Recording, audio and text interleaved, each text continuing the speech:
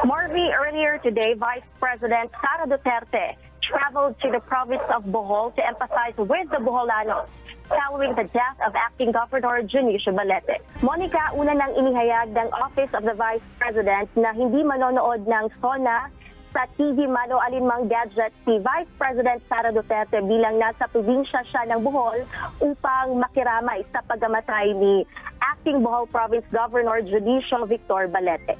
Aga sa pakikibahagi ng Bayan Central Visayas sa People's SONA 2024, nais nilang ipahayag ang mga daing at demand ng iba't ibang sektor sa kasalukuyang administrasyon sa pamamagitan ng inilatag nilang Sugbuanong People's Agenda. Gaya na lamang ng pagsasagawa o paglalagay sana ng maayos na programa para mabigyan ng ayuda o pondo ang mga Pilipinong talagang naapektuhan sa nangyaring COVID-19 pandemic at El Nino phenomenon na hanggang ngayon ay hindi pa rin nakakabangon.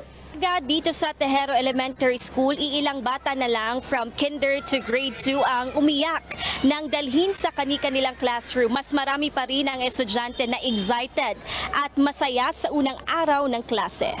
Sa pagbubukas ng school year 2024-2025, hindi lamang ang intelektual na kakayanan ng mga bata ang tututukan, kundi lakip na rin ang mentalidad ng mga ito, kung saan malaking bagay ang pagiging mabuting ehemplo ng mga magulang at mga guro. Ang proyektong ito ng Mandaue City ay naglalayong maiwasan ang pag-apaw ng Butuanon at Mahiga Creek at mabawasan ang pagbaha sa mababang lugar ng lungsod. Sa kasalukuyan, sinabi ng DOH na wala pang napapaulat na anumang problemang medikal mula sa mga residente na nakatira malapit sa pinangyarihan ng oil spill. At malaking bagay ang pakikipagtulungan ng mga naninirahan dito para walang kalusugang malagay sa alanganin. June, hindi kagaya sa mga nagdaang Brigada Eskwela, ngayong taon ay aalisin ang pagkakaloob o pagbibigay ng Best Implementing School Awards, Hall of Fame Awards at Brigada Plus. Ito ay upang mapanatili ang diwa ng bayanihan at maiwasan ang anumang kompetisyon at the same time mapalakas ang kooperasyon at kolaborasyon ng mga education stakeholders. Nagsisimula ang pundasyon ng pag-ibig sa tahanan. Ngunit pipiliin mo bang unahin ang pangako sa pamilya o ipagpapatuloy ang hatid na kaligayahan ng pag-ibig? Ilan lamang ito sa mga katanungang tumatak sa mga wisher matapos mapanood ang Wish Date Send My Love.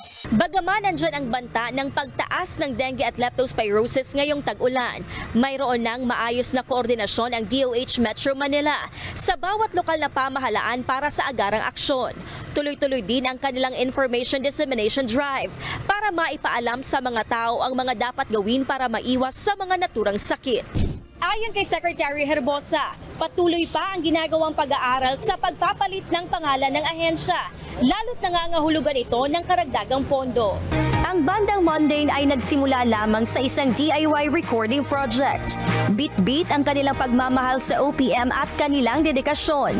Handa na silang humarap sa mas malawak na audience. Kat, i-flex lang natin ang ilan sa mga food booths na inihanda ng mga kapatid dito sa Central Visayas Division.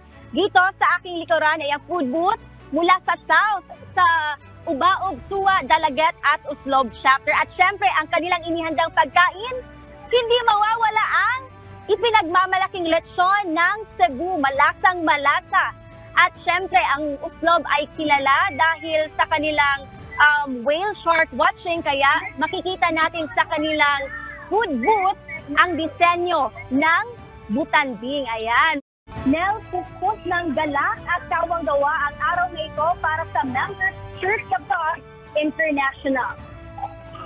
Dahil bukod sa saya na dulot ng pagdiriwang ng Fiesta ng Diyos, ay nabigyan din sila ng pagkakataong makatulong at maabot ang mga kapwa-tao nating nangangailangan.